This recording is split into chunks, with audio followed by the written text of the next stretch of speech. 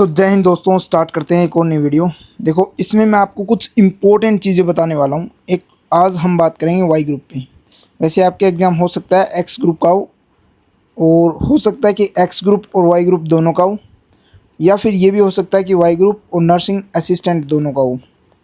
देखो, एक चीज़ मैं आपको पहले क्लियर कर देता हूँ, वाई ग्रुप और नर्सिंग असिस्टेंट दोनों का ही सेम सिलेबस है और सेम ही आपका एग्ज़ाम पैटर्न है।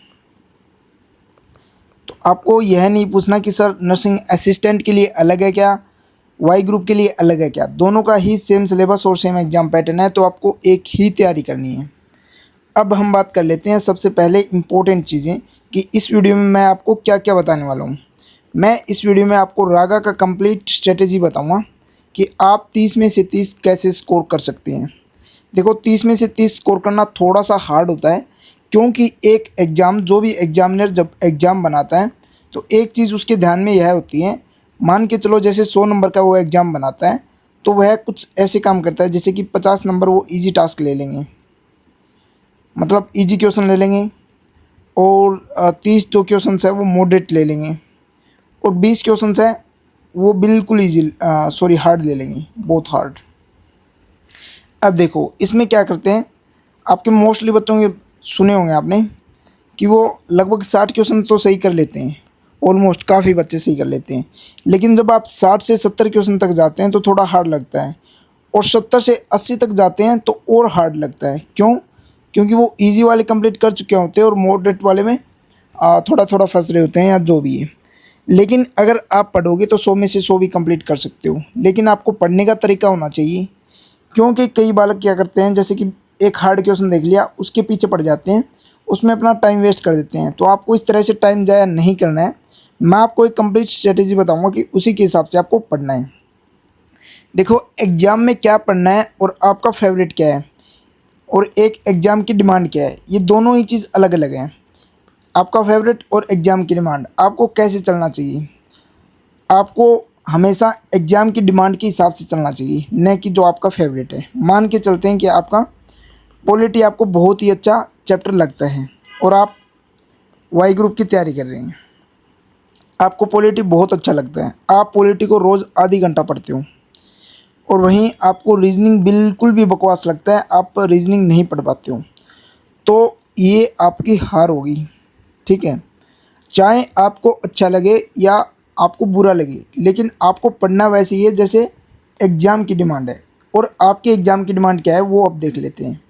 वाई ग्रुप का एग्ज़ाम होता है तो उसमें आपको मैं बता देता हूँ कि एग्ज़ाम पैटर्न क्या होता है। सबसे पहले उसी को हम देख लेते हैं। एग्ज़ाम पैटर्न में बात करूँ तो 45 मिनट आपको मिलते हैं पूरे एग्ज़ाम में, जिसमें एक इंग्लिश आपका सब्जेक्ट रहता है और एक रहता है आपका रागा। इंग्लिश में 20 क्वेश्चन आते हैं और 20 ही नंबर के आते हैं। वहीं रागा में आपके 30 क्वेश्चन आएंगे और 30 ही नंबर के आएंगे। नेगेटिव मार्किंग होगी जी, बिल्कुल होगी। 0.25 की आपकी नेगेटिव मार्किंग होगी। अगर एक गलत कर दिया तो 0.25 आपके गलत हो जाएंगी। अब दूसरी बात कर लेते हैं। देखो, इंग्लिश में आपको मैं ऑलरेडी स्ट्रेटेजी बता चुका हूँ, आगे भी मैं आपको ब्रीफ में बता दूंगा। अब हम बात करते हैं रागा के ऊपर। तो रागा में आपको किस तरह से स्कोर फुल करना है।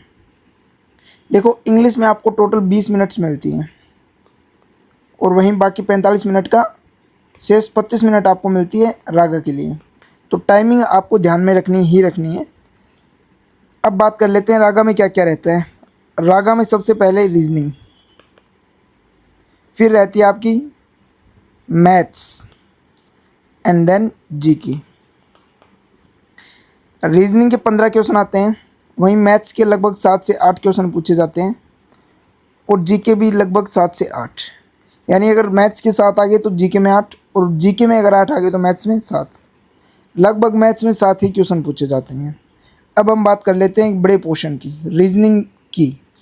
देखो, रीजनिंग एक ऐसा सब्जेक्ट है जो काफ़ी इजी आता है आपके एग्जाम में, और आप इसे आराम से हिट कर सकते हैं। चाहे आप जीके का एक क्वेश्चन सही करके आएँ, एक चीज़ ध्यान में रखें, चाहे आप जीके का एक क्वेश्चन सही करके आएँ या फिर आप रीजनिंग का एक क्वेश्चन सही करके आएँ, दोनों में आपको एक ही नंबर मिलेगा। भले ही आप जीके को रोज़ आधी आधी घंटा पढ़ रहे हो, और चाहे वो रीजनिंग का एक चैप्टर वो एक दिन में ही आपने ख़त्म कर दिया हो, वो मैटर नहीं करता। एग्ज़ाम में आपके रिजल्ट क्या आ रहा है वो मैटर करता है। तो आप पहले वो चीज़ें करो ना जो चीज़ें आसान हैं और जिसे आप ईजिली निपटा सकते हैं। तो आपको पहले वही चीज़ें करनी है। पहले वह चीज़ें कौन सी हैं? वो है आपकी रीजनिंग। तो रीजनिंग आपका एक ऐसा सब्जेक्ट है जिसे आप आराम से टैकल कर सकते हो। 15 क्वेश्चन आते हैं और 15 के 15 आप सही कर सकते हो। आपको टारगेट रखना है कि आप रीजनिंग में 15 में से 15 सही करें। पहला टारगेट यही होना चाहिए। वहीं आप अगर इंग्लिश में लगभग 18 या फिर 15 से 18 के बीच में मार्क्स ले आए तो मैं आराम से आपका क्लियर करवा दूंगा। देखो, इंग्लिश में भी आप 15 से 18 नंबर बिल्कुल आराम से लेके आ सकते हैं। उसकी स्ट्रेटेजी भी मैं अलग से आपको बता दूंगा कौन सा चैप्टर आपको पहले पढ़ना है। और इस वीडियो में मैं यह भी बताऊंगा कि पहला चैप्टर आपको सबसे पहले कौन सा ख़त्म करना है और कौन सा बाद में। अब बात कर लेते हैं मैथ्स की। तो अगर आपको मैथ्स बिल्कुल अच्छी है, आपको लाइक मॉडरेट टू अच्छी है आपकी, ये मान के चलते हैं कि आप थोड़ा सा अच्छा लेवल है, तो आप कोशिश करना कि 7 में से 7 मार्क्स आप अटैम्प्ट कर लें। अगर आपकी मैथ्स हार्ड लगती है, मैथ्स अच्छी नहीं लगती आपको, तो मैं आपको 4 ऐसे चैप्टर बताऊंगा जहां से 5 क्वेश्चन आपके डायरेक्ट पूछ लिए जाते हैं, सिर्फ 4 चैप्टर से। तो वो 4 चैप्टर आपको अच्छे से करने हैं। अब हम बात कर लेते हैं सबसे पहले रीजनिंग की। तो रीजनिंग में आपको कौन से चैप्टर करने हैं वो बात कर लेते हैं। देखो, रीजनिंग 2 टाइप की होती है। एक तो होती है वर्बल और एक होती है नॉन वर्बल। तो ये है आपकी वर्बल। उसमें आपको कोडिंग डिकोडिंग सबसे पहले करना है। देखो, मैंने प्रीवियस ईयर के कुछ शिफ्ट के क्वेश्चन बताए कि किस शिफ्ट में कितने क्वेश्चन पूछे गए थे। 30 मार्च को जो एग्ज़ाम हुआ था उसमें कोडिंग डिकोडिंग से 2 क्वेश्चन पूछे गए। 30 मार्च की थर्ड शिफ्ट में 2 क्वेश्चन, 31 मार्च में 1 और 31 में 1। हो सकता है कि आपकी शिफ्ट में 2 क्वेश्चन आ जाए, हो सकता है कि आपकी शिफ्ट में 1 ही क्वेश्चन आए। तो आपको सबसे पहले कोडिंग डिकोडिंग ख़त्म करना है। अगर आपने ये वीडियो पहले नहीं देखी है, आपको यह नहीं पता है कि क्लॉक से क्वेश्चन पूछते या नहीं पूछते, तो भाई मैं ये चीज़ कंफर्म कर देता हूँ, क्लॉक से हर एक शिफ्ट में क्वेश्चन आया था पिछली बार। तो इस बार भी आपको क्लॉक से अच्छे से क्वेश्चन करके जाने हैं।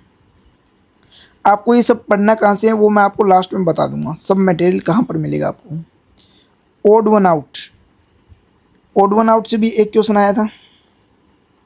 Missing number, mathematical operation, direction and, जिस तरह से मैंने लगा रखी है ना उसी तरीके से आपको ये कंप्लीट करने हैं। सीरीज़ का भी कंप्लीट करना है, सीटिंग अरेंजमेंट का भी। देखो, ये जो चैप्टर्स हैं, इतने चैप्टर दिखाई दे रहे हैं, इनको अच्छे से घोट के पी जाना। क्यों? क्योंकि यहाँ से कंफर्म क्वेश्चन पूछे जाते हैं। जैसे कि रैंकिंग टेस्ट, इसमें एक शिफ्ट में नहीं पूछा गया, तो इसको इन चैप्टर के बाद में कर लेना। और जैसे कि टॉलेस्ट, यंगेस्ट और लिसनर का है, इसमें 4 शिफ्ट में सिर्फ एक ही क्वेश्चन पूछा गया, तो इसको सबसे लास्ट में कर लेना।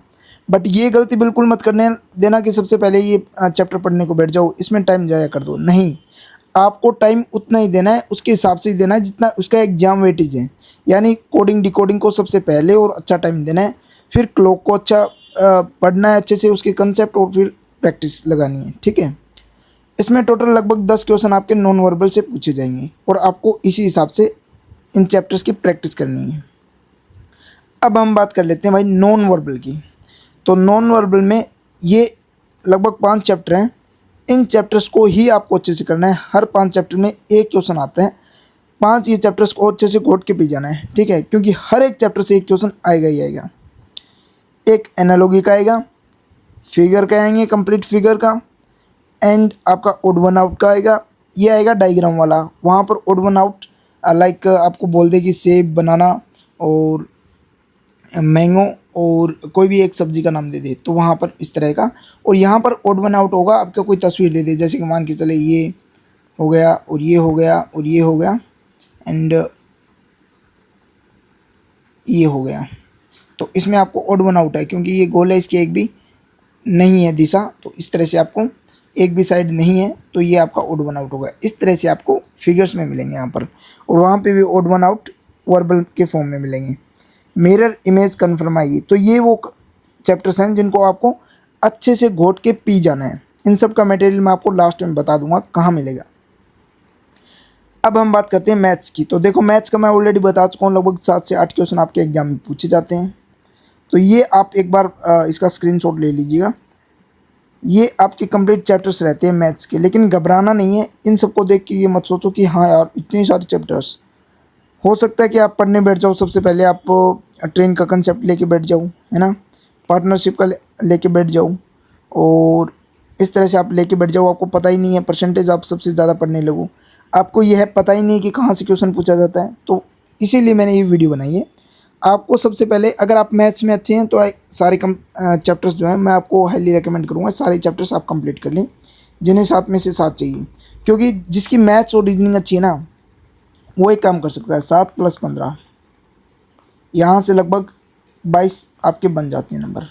22 रागा में हो गए एंड इंग्लिश में 18, तो यहाँ से 40 आपका स्कोर आराम से हो सकता है। आपको जीके पढ़ने की ज़रूरत भी नहीं है, ठीक है। जीके को पढ़ने की बिल्कुल भी ज़रूरत नहीं है आपको। सिर्फ मैथ्स, रीजनिंग और इंग्लिश 3 सब्जेक्ट से ही आप अपना एग्ज़ाम पास कर सकते हैं। अब जिनकी मैथ्स अच्छी नहीं है या फिर जिनकी अच्छी है, वो भी पहले यही चैप्टर करेंगे जो मैं पहले बता रहा हूँ। मेंसुरेशन, इसका हर शिफ्ट में लगभग 2 क्वेश्चन पूछे गए थे। ट्रिग्नोमेट्री से 1 क्वेश्चन आता था और आएगा। एलसीएम से 1 क्वेश्चन पूछा गया हर शिफ्ट में। एवरेज से 1 क्वेश्चन पूछा गया है। सिंप्लीफिकेशन में लगभग कभी कभी पूछ लिया गया, कभी एक शिफ्ट में नहीं पूछा गया। फिर ratio, proportion, percentage, mix and aggregation. सबसे पहले ये जो 4 चैप्टर्स आपको दिखाई दे रहे हैं, यही चैप्टर्स आपको कंप्लीट करने हैं।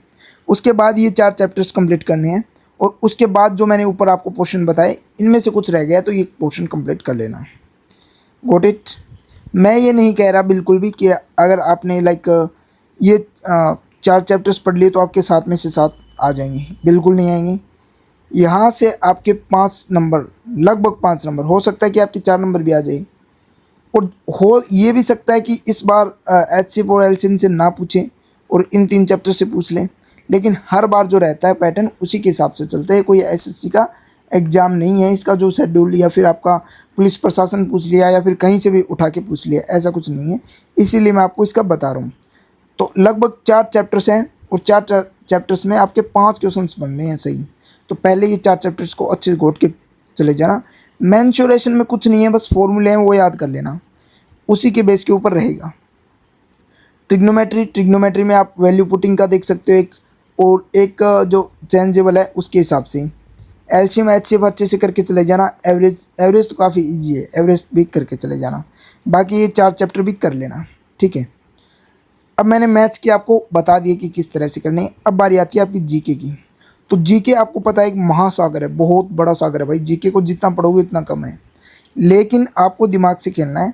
कभी जीके के साथ उतना मत उलझ जाना, आपको उसी के हिसाब से देना है जितना एग्ज़ाम की प्रायोरिटी है। एग्ज़ाम की प्रायोरिटी क्या है, लगभग 7 से 8 क्वेश्चन पूछे जाते हैं, तो आपको उसी के हिसाब से इसको टाइम देना है। देखो, एक सब्जेक्ट है आपका हिस्ट्री, एक है आपका पॉलिटी,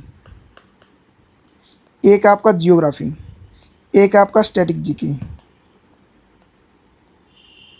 एंड इसके बाद बात करूं तो कंप्यूटर, और एक है आपका साइंस,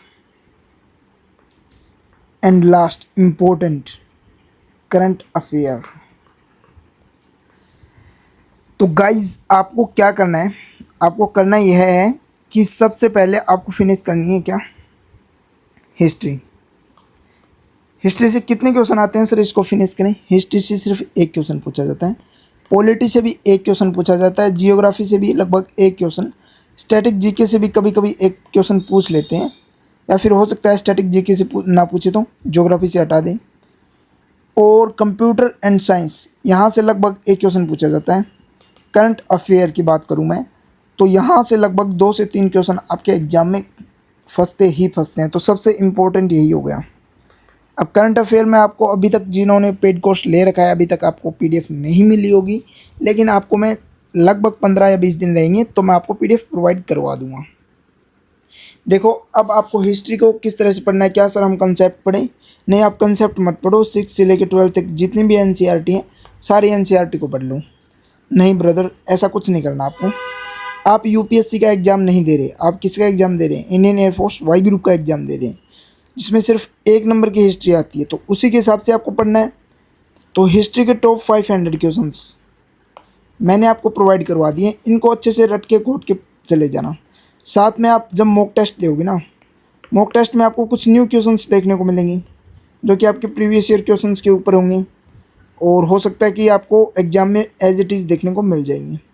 देखो मैंने 500 क्वेश्चंस दिए हैं ताकि आप इसमें टाइम वेस्ट ना करें।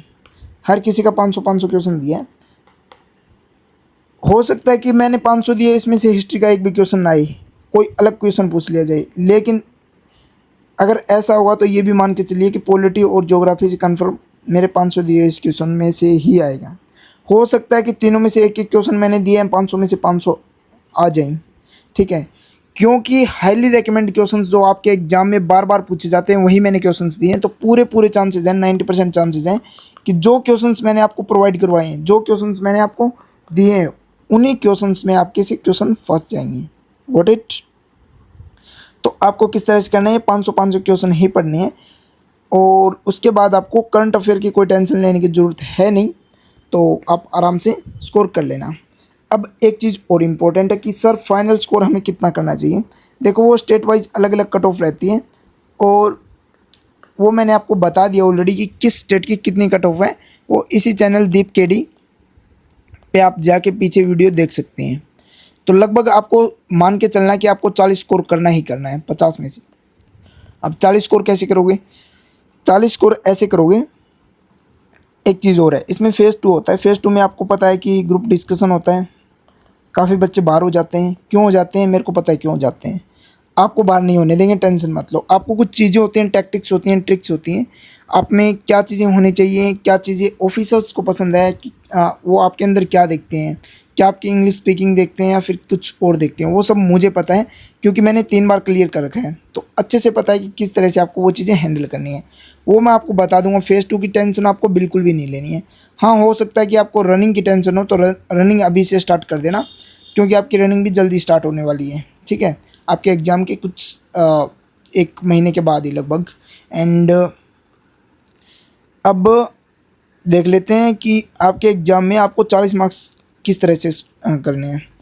आपको कोशिश करनी है कि इंग्लिश में 18 नंबर लेके आने हैं, 17 से 18 मार्क्स आप लेके आए इंग्लिश में, और बाकी के बच्चे आपके लगभग 30 में से 22 से 25 मार्क्स आपको रागा का स्कोर करना है। तो रागा में आप सबसे पहले कौन से सब्जेक्ट, रीजनिंग को ख़त्म करेंगे, उसके बाद आप मैथ्स को ख़त्म करेंगे, और उसके बाद आप जीके को। इन तीनों को साथ भी लेके चलना है। किस तरह से? रोज़ एक चैप्टर आपको रीजनिंग का, रोज़ एक चैप्टर आपको रीजनिंग का निपटाना ही निपटाना है।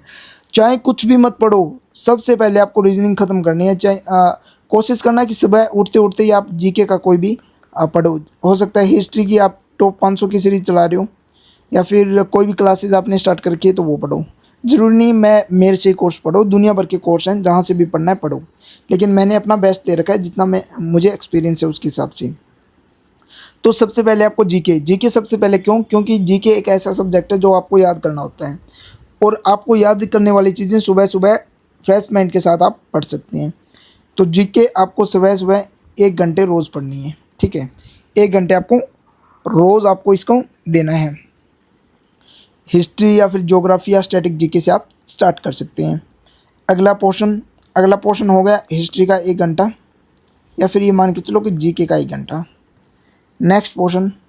नेक्स्ट की बात करूं तो आपको अब लगभग 1 से 2 घंटे देने हैं रोज़, 1 से 2 घंटे। सर रीजनिंग बहुत आसान है, मैं कर लूँगा। अरे भाई आप कर लोगे, लेकिन गलती से भी गलत नहीं होना चाहिए एग्जाम में, और वो कब नहीं होगा? जब आप ज़्यादा से ज़्यादा प्रैक्टिस करोगे, ठीक है। अगर आपके 15 चैप्टर कंप्लीट हो जाते हैं तो आप फिर से लग जाओ भाई, फिर से लग जाओ, लेकिन रीजनिंग का क्वेश्चन गलत नहीं होना चाहिए। तो आपको रीजनिंग को 1 से 2 घंटे रोज़ देने ही देने हैं।